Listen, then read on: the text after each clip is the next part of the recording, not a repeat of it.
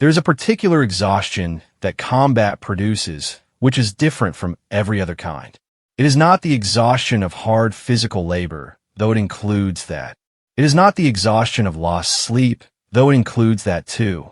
It is the exhaustion of being required hour after hour and day after day to make the decision to keep going, to choose, in the face of everything screaming at you to stop, to take one more step, fire one more shot, carry one more man, make one more flight. Every step of the chosen breakout was that decision made again. And the men making it were running on empty tanks and sheer refusal, which turns out to be its own kind of fuel. The column reached Koto-ri on December 7th. Another thin perimeter. Another small airstrip scratched from frozen ground. This one capable of handling the smaller aircraft. More OY. One Stinson's, more helicopters from Gottschalk's VMO, 6, carrying out the men who had been wounded on the road between Hagari and here. The math of saving people was continuous, and the men doing it did not pause to contemplate the math. They just kept doing it. But between Koto-ri and the coast, there was one more problem. One more thing that should have been the end. The Chinese had blown a bridge. Not just any bridge. The bridge at Funchalen Pass, a 24-foot gap in the only road south, at the top of a cliff face drop that gave the men looking at it the specific sick feeling of a door that had just been locked from the outside. No bridge meant no vehicles. No vehicles meant leaving behind not just equipment, but the wounded who could not walk. Men who had survived East Hill, survived the airlift, survived the road from Udamanai, who had come this far in broken bodies held together by sheer stubborn breathing, and the hands of the men carrying them who now sat at the edge of this gap and were looking at the end of the road. The engineers looked at it. They looked at the cliff face below. They looked at the 24-foot gap. They looked at what they had, which was almost nothing, and they thought about what they needed, which was a treadway bridge section, which was a piece of equipment that was nowhere near Funchalen Pass. Except it could be made to be. General Smith sent the request up the chain. The request reached the Air Force. The Air Force loaded 4 sections of treadway bridge into C-119 flying boxcar cargo planes, each section weighing more than 2,000 pounds, and flew them to Funchalen Pass and dropped them by parachute onto the frozen ground near the gap. One section was lost when its parachute failed. Another landed on the wrong side of a ridge. 2 sections landed usably close to the bridge site. 2 sections were enough. The engineers worked through the night to put them in. They worked in the dark and in the cold and under the fire of Chinese troops who understood perfectly well what was happening and wanted very badly to prevent it.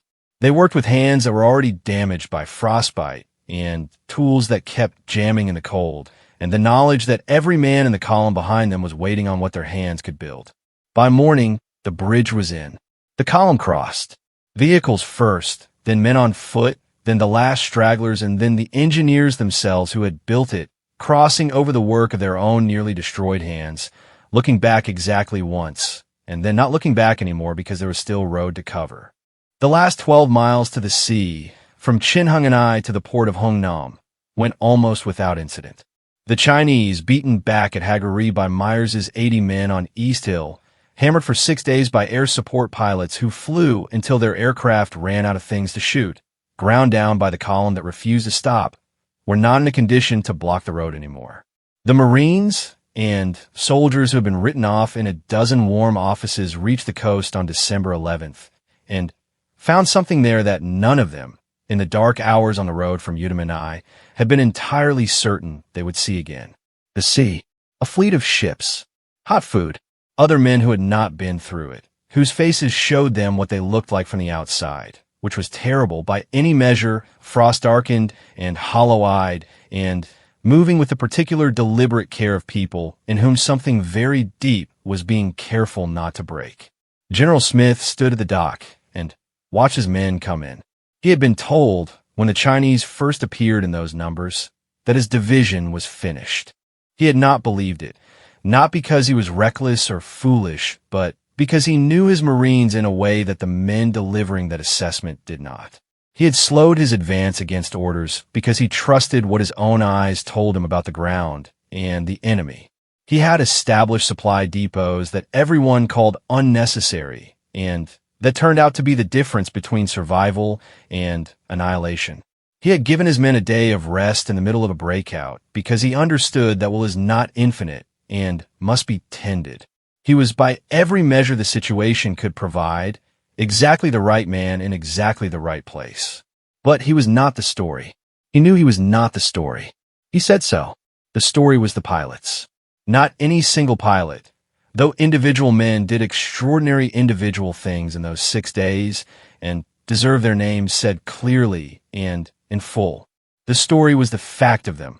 The fact that when the calculations were run and the conclusion delivered that the men at Hagaruri were beyond saving, men in cockpits looked at that conclusion and flew into it anyway. The 21st Troop Carrier Squadron flew 540 of the most severely wounded men out of Hagaruri in conditions the Air Force officially deemed too dangerous for flight nurses. That number, 540, is the number of men the logistical calculus had left behind when it ran out of good options. Those men were lying in the tents and on the frozen ground listening to the rifle fire getting closer every night, and the pilots of the 21st Troop Carrier Squadron flew in and took them out. Not once, not twice, again and again and again, until all 540 were gone. The total number evacuated in 6 days was 4,369 wounded and dead carried on aircraft that kept flying despite bullet holes and ice and mountains and darkness and every mechanical and atmospheric reason to turn back. The pilots who flew those missions came home to their bases and their debriefs and their reports, and the reports are careful, precise documents that describe wind conditions and runway length and aircraft weight and cargo manifests, because that is what reports are.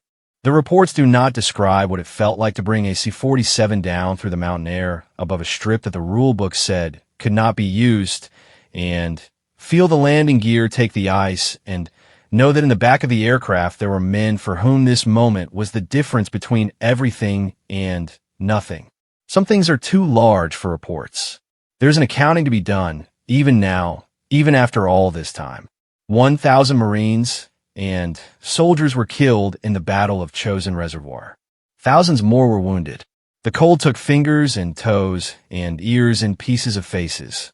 The Chinese, who had come to destroy the 1st Marine Division, lost more than 50,000 men killed and wounded, a number so large that the Chinese government did not acknowledge the full cost of the Chosin Reservoir for decades afterward, because some numbers are easier to keep quiet.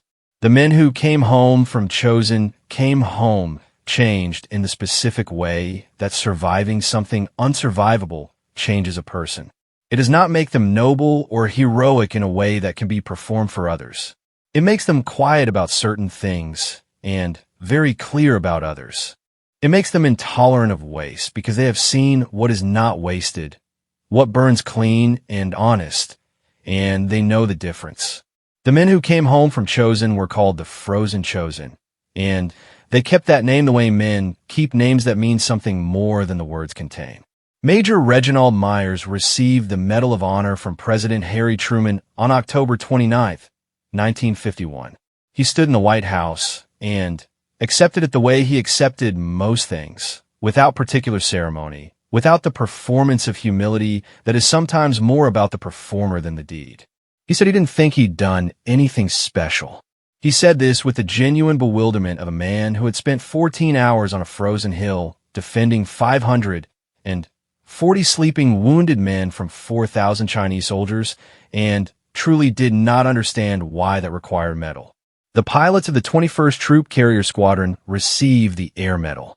Their commander received the Distinguished Flying Cross. The citations describe their performance as outstanding and courageous, which is accurate but not sufficient, the way a weather report is accurate but not sufficient to describe a storm. Gottschalk and his VMO 6 crews flew until the last wounded man was gone, and then kept flying because the column still needed them. The whole war still needed them. Some things do not end cleanly. But here's the thing about this story that matters most, and it is not a battle statistic. Somewhere in those 6 days of December 1950, in the space between the sound of Chinese rifles in the dark and the sound of a C-47 engine on final approach, Something was demonstrated about what human beings can do when they decide not to accept the verdict. Not out of naivety. The pilots who flew into Hagaruri knew exactly what the risk was. Not out of orders. Several of those flights were made on personal initiative by men who had not been directed to go and who went anyway. But out of something that does not have a clean name in any language, something that sits at the intersection of duty and stubbornness and love, if love is understood in its broadest sense as the thing that makes one person unable to leave another person behind. That quality, the refusal to walk away, is not rare in the way that people sometimes claim great courage is rare. It exists in ordinary people in ordinary circumstances all the time, as anyone who has ever watched a parent sit up all night with a sick child, or seen a teacher stay after school for the student who needs it, or known someone who simply showed up when showing up was the hard thing, already knows. It is not rare. It only becomes visible when the stakes are high enough that the choice to walk away would be forgivable, understandable, strategically rational, and someone chooses not to. The pilots who came in and out of Hagaruri in December 1950 were making a choice that was forgivable not to make. The weather was real. The enemy fire was real. The inadequacy of the strip was real. Every reason to turn back was present and verifiable and would have appeared in the accident report as mitigating circumstances if the aircraft had gone down. Nobody would have said it was the pilot's fault. The conditions were extraordinary. The risk was unreasonable. The decision to fly would not have been criticized. They flew anyway. They flew in, and they loaded the men that someone else had written off, and they flew back out, and they did not stop until the last of those men was gone. And those men, the ones who lay on the frozen ground of Hagaruri, listening to the Chinese get closer in the dark, grew old. Some of them grew very old. They had grandchildren who asked about the scar on the hand or the ear that was shaped wrong, and the men looked at the question for a moment before answering, the way a person looks at something they've carried for a long time and still haven't entirely decided what to say about. What they said usually was something about the cold, something about Korea in winter, something about the sound an airplane makes when it comes out of the dark. What they did not always say, but what was underneath everything they did say was this: somebody came back for us. When the number said it was over and the reasonable thing was to leave us there, somebody came back. That is the whole story. It always was. The hills of North Korea are quiet now. The reservoir is still up there, still frozen in winter, still holding the same cold it held in December 1950 when the last C-47 lifted off the airstrip at Hagaruri and climbed over the ridgeline and carried the last of the written-off men toward the coast and the sea and the long, slow journey home. The pilots who flew that strip are old men now. Most of them. Some are already gone, their names on walls and in archives and in a specific kind of memory that families carry from one generation to the next, imperfect and partial and irreplaceable. What they did does not require inflation. It does not require the language of mythology. It was hard work done by mortal men in impossible conditions for the oldest reason in the history of human beings in extremity. Because those were their people, and you do not leave your people behind.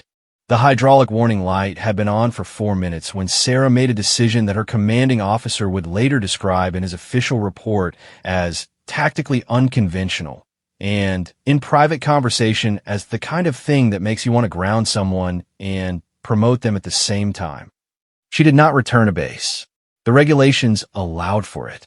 The aircraft damage gave her reasonable justification. Any flight review board looking at the situation, damaged tail rotor hydraulics, hostile positions confirmed active, degraded maneuvering capability, would have nodded and signed the paperwork if she had turned around and nursed the Apache back to the forward operating base. Nobody would have questioned it. Nobody would have written a negative word. Instead, she climbed. Not recklessly. Not as a statement. She climbed because the geometry of the situation required it.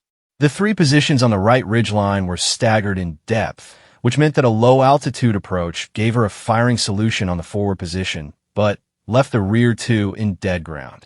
To engage all 3, she needed elevation and angle. She needed to be where they were not expecting her to be, which was directly above and behind the ridgeline, coming from the one direction they had not set up to receive fire from. Danny understood what she was doing before she explained it. That was what 6 months of flying together built. A shared spatial language, a shorthand of angles, and intentions that moved faster than words. He was already adjusting the weapon's system targeting parameters when she said, "I'm going high and over." He said, "Yep." She said, "Hydraulics hold for another 15 minutes minimum." He said, "Probably." She said, "Convoy needs the road clear." He said, "I know." Neither of them said what they were both measuring in the back of their minds. The math of what happened if the hydraulics degraded faster than projected at the altitude she was proposing. The math was not comforting. They set it aside together, the way partners do, and got back to work. The Apache climbed.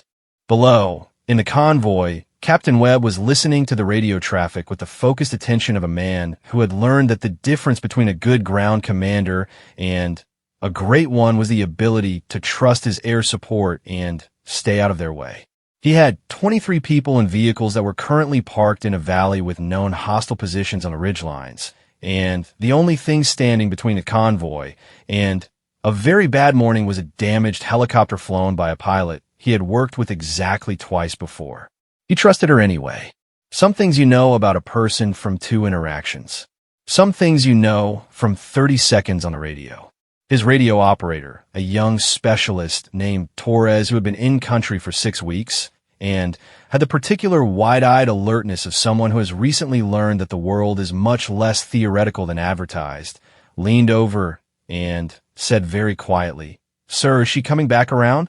Webb looked at his radio, listened to the altitude readings coming through, watched the digital track of the Apache on his position display moving in a direction that made no conventional sense. "Yeah," he said. "She's going over the top." Torres processed this. Over the top of the ridgeline? Over the top of the ridgeline. Another pause. With a hydraulic warning? Webb said, "Specialist Torres, I want you to write down everything you're witnessing today, because you're going to want to remember it later." Torres did not write anything down. He just watched the screen. On the right ridgeline, the 3 insurgent positions had been silent for 90 seconds. This was their discipline showing trained patience, the understanding that after a failed first engagement, you wait, you watch, and you do not give away your position with unnecessary movement. They were professionals in the specific and unglamorous sense of people who have survived long enough to understand that survival is mostly about stillness. What they were listening for was the Apache's engine sound. The AH-64 has a distinctive acoustic signature, a particular rhythm of rotor wash and turbine noise that carries across valley terrain in a predictable way. You learn to locate a helicopter by sound the way you learn to locate thunder by counting. They were counting. The sound was wrong.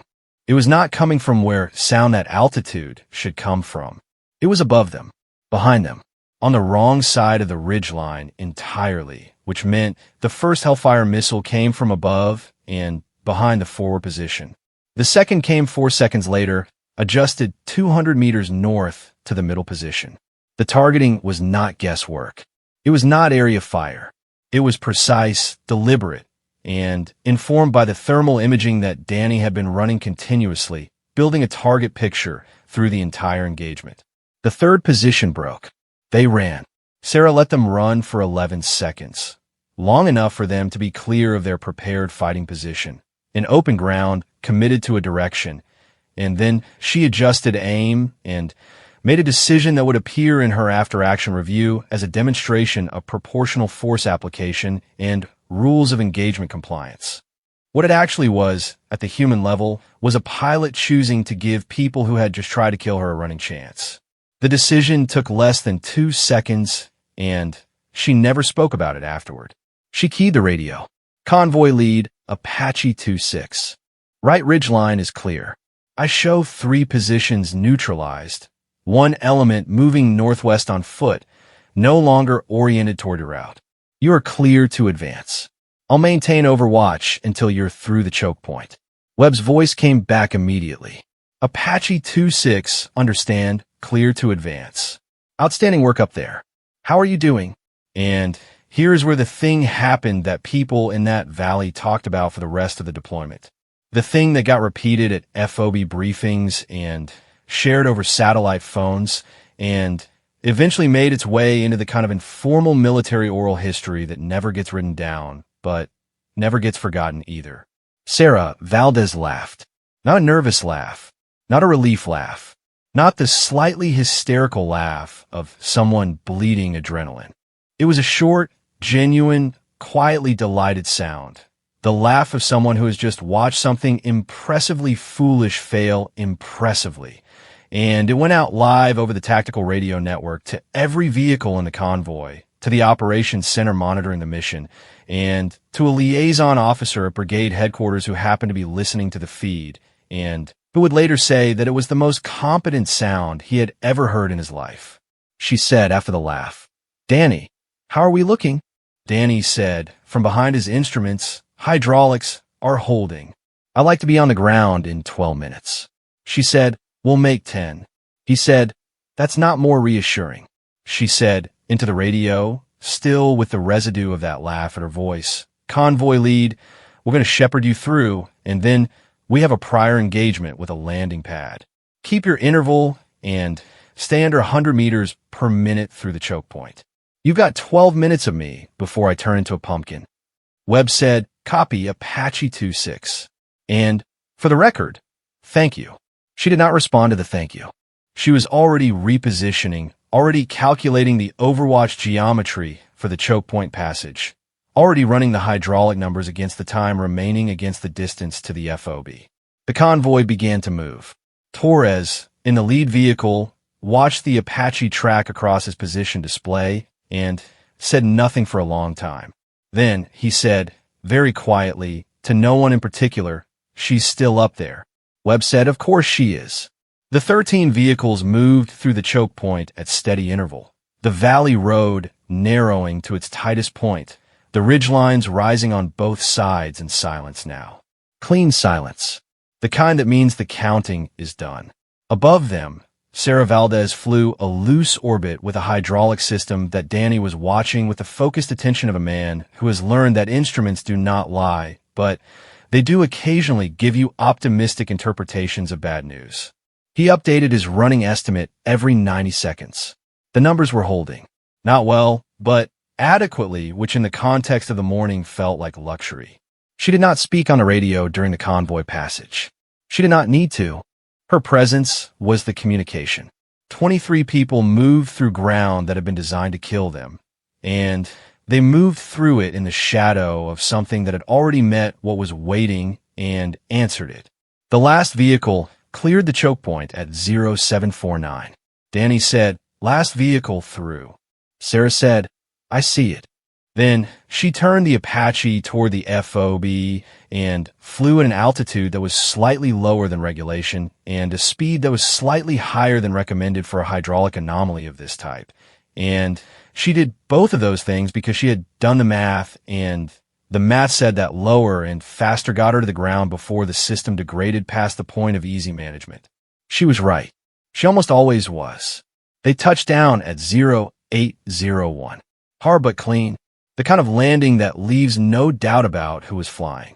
The kind that is not graceful, but is completely controlled, which is a much more important distinction than most people who have never landed a damaged helicopter understand. The crew chief met them on the pad. He walked around the tail rotor assembly and looked at the hydraulic loss and looked at the route they had flown and looked at Sarah climbing down from the cockpit. And he said, with the particular expressiveness of a man who works on aircraft and therefore understands exactly what the numbers mean, "Holy," Sarah said, "she held together fine."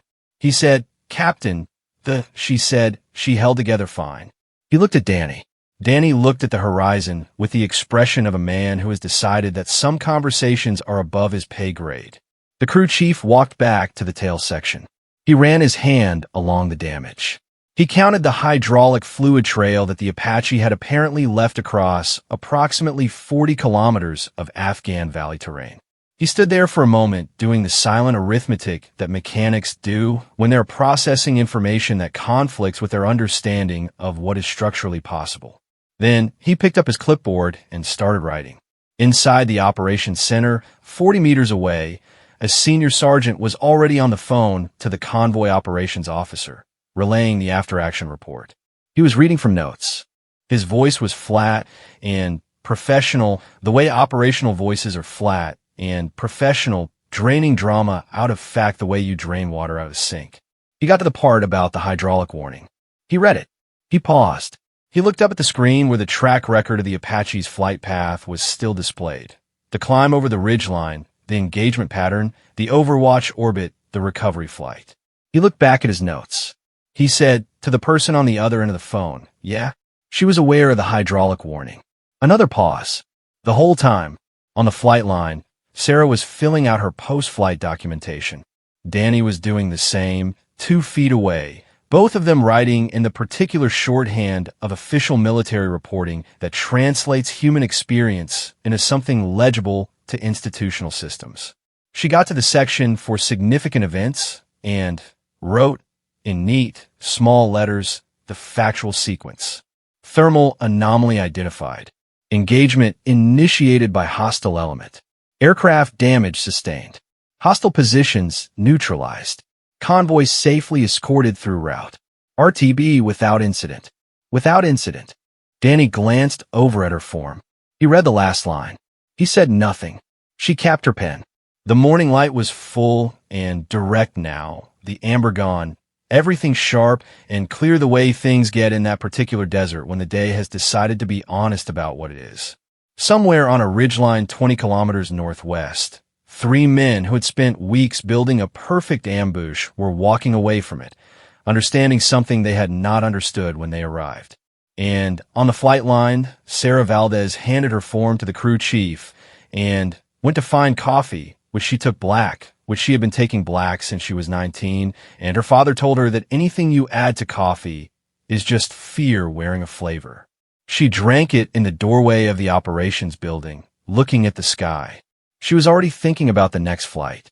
The debrief happened at 10:30. Standard procedure. 14 people in a room that smelled like burnt coffee and generator fuel, seated around a folding table with a topographic map spread across it, and a projector throwing pale light onto a screen that had a crack running diagonally across its lower left corner. The kind of room where the military takes the raw and violent and transforms it into information that can be filed, reviewed, and acted upon.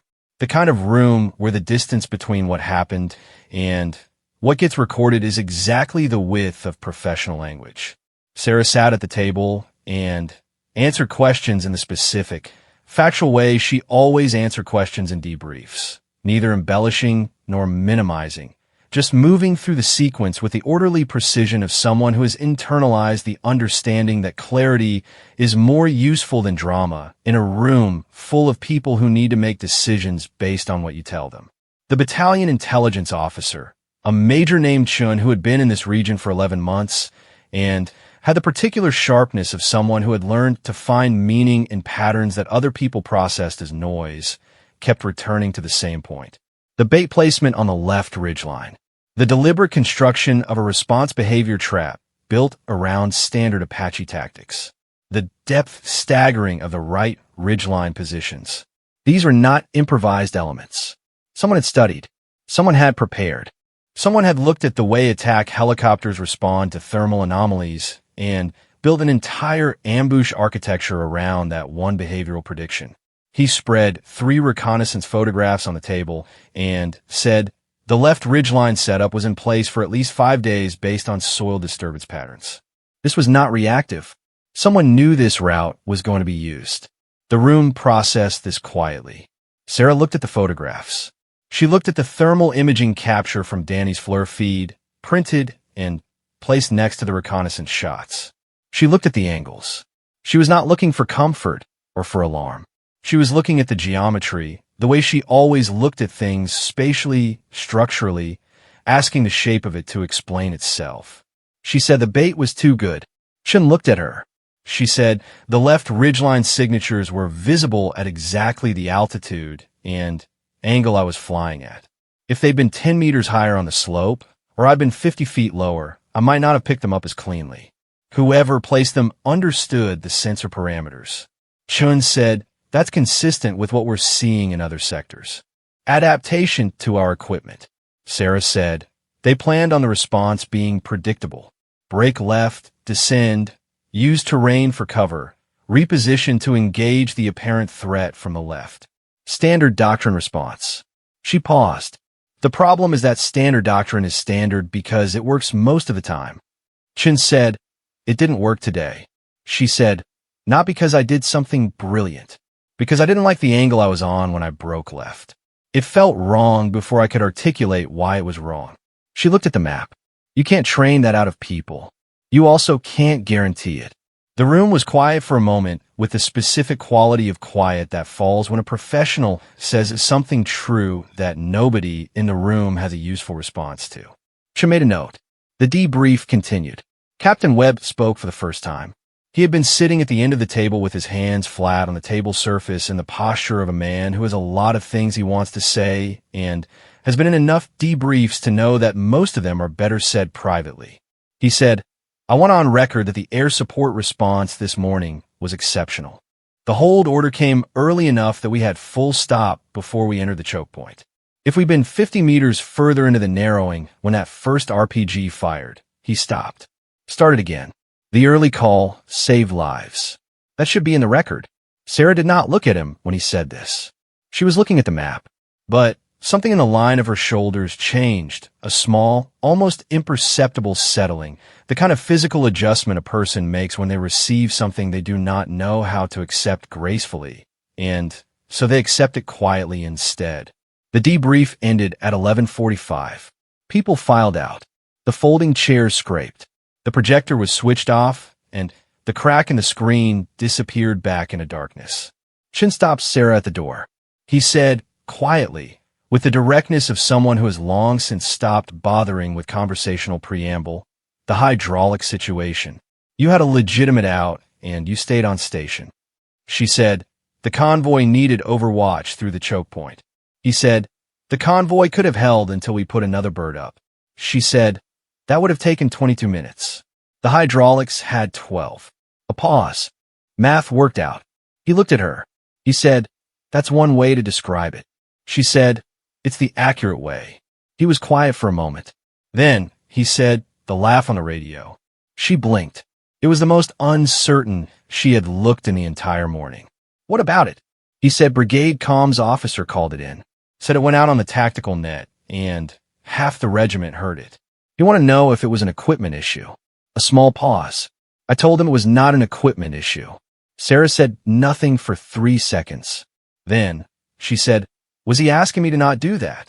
Chun said, with the absolute flatness of a man who has made peace with the fact that some things in military life cannot be regulated, I don't think he had a category for it.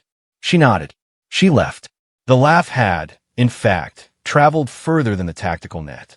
Communications being what communications are in deployed environments, porous, recursive, flowing through the informal channels with a speed that formal channels cannot match. The story had already moved beyond the forward operating base by the time the debrief ended. Not the full story. Not yet. The stories that travel fast are always compressed, always simplified to their most transmissible element. What traveled was this. Apache pilot gets ambushed, takes damage, neutralizes 3 positions, escorts convoy through, and laughs about on the radio. In the specific culture of combat aviation, where composure is the only currency that actually means anything, this landed with the weight of something that did not need explanation or embellishment. It was just passed along from person to person in the way that information passes when it carries the particular charge of being both true and representative of something larger than itself. Danny heard it secondhand before dinner. Someone had his version slightly wrong. They had the damage assessment inflated and the timeline compressed, and he corrected the factual errors with the focused irritation of a man who was personally present for the actual events and objects to having them made more dramatic than they were. He corrected the errors. He kept the laugh. He said, when the person telling it looked at him for confirmation, yeah, that part's right. She laughed. Sarah ate dinner at 17:30. Chicken, rice, the kind of institutional meal that tastes exactly like its category and nothing like food. She sat with Danny and two maintenance crew members and a logistics officer she had met once before, and the conversation was about a soccer match, a faulty generator in Building C, and whether the chow hall would ever get the coffee machine fixed. She did not talk about the morning. This was not avoidance. It was not suppression. It was just the way she processed things. She filed them. She moved forward. She let the debrief be the debrief and let dinner be dinner and kept the different compartments of the day organized, because that was how you stayed functional across the full length of a deployment that still had months left in it. What she thought about privately in the 40 minutes between dinner and lights out was the geometry, not the danger of it, not the near misses, the geometry, the shape of the thing that had been built in that valley, the patience of it, the structural intelligence of it, the way it had been designed around a prediction of behavior, and had failed because one pilot's instincts had deviated from the predicted pattern in one small, uninstructed, unteachable way. She thought about that gap between the plan and the outcome, how narrow it was and how significant, and how it would never be comfortable to know that the whole morning had balanced on the half second of an instinct she could not fully explain and would not always have. She thought about Webb and his 23 people, the 7 vehicles parked in a valley, the static wait, the radio. She thought about her father, 30 years ago, looking up at a sky that did not look dangerous and knowing anyway, in some wordless pre-articulate part of his understanding, that it was about to change. She touched the left breast pocket of her flight suit, her brother's photograph, pressed flat against the fabric. She had called him that evening, briefly, satellite connection crackling. He had asked how things were going. She had said, fine, busy. He had said, you always say that. She had said, it's always true. He had said, I know you, and she had heard the specific worry in his voice that she had been hearing since she was a teenager and had long since stopped trying to argue with, because you cannot argue someone out of loving you. She had said, I'll call next week. He had said, you'd better. She lay in her bunk in the dark and listened to the bass sounds, the generator hum, the distant helicopter rotors of a late mission departure, the particular ambient noise of a place where 200 people are trying to sleep in proximity to a lot of things that require staying awake. The hydraulic warning light lived behind her eyes when she closed them. Yellow, insistent, the sound of the first RPG going past. The pressure change Danny had described. The FLIR image of 3 heat signatures arranged in a pattern that someone had spent weeks constructing. She thought, not for the first time, about what it meant to be the thing that someone else had studied, to be the behavior that had been mapped, predicted, planned around. There was something clarifying about that, something that stripped the abstraction out of the work and made it immediate and specific. You were known. You were legible. Your patterns had been read and turned into a trap. And then you had deviated from the pattern. By instinct, by accident, by the accumulated weight of 6 years of reading skies and angles and the shape of things before you could name what you were reading. She thought, the gap between prediction and outcome is the only space that matters. She fell asleep with that thought unfinished, the way she fell asleep with most things, not resolving them, just letting them settle into the background noise of a mind that was already moving toward tomorrow. In the morning, the crew chief had a preliminary damage report on her desk before she got there. The hydraulic system had been closer to failure threshold than Danny's running estimate had suggested. Not dramatically, not catastrophically, closer. The numbers were in the report, precise and unemotional. She read them. She set the report down. She picked up her coffee. She had been right that it would hold. It had held. The math had worked out. Whether that was judgment or fortune or some combination of the two that cannot be cleanly separated after the fact, she did not try to decide.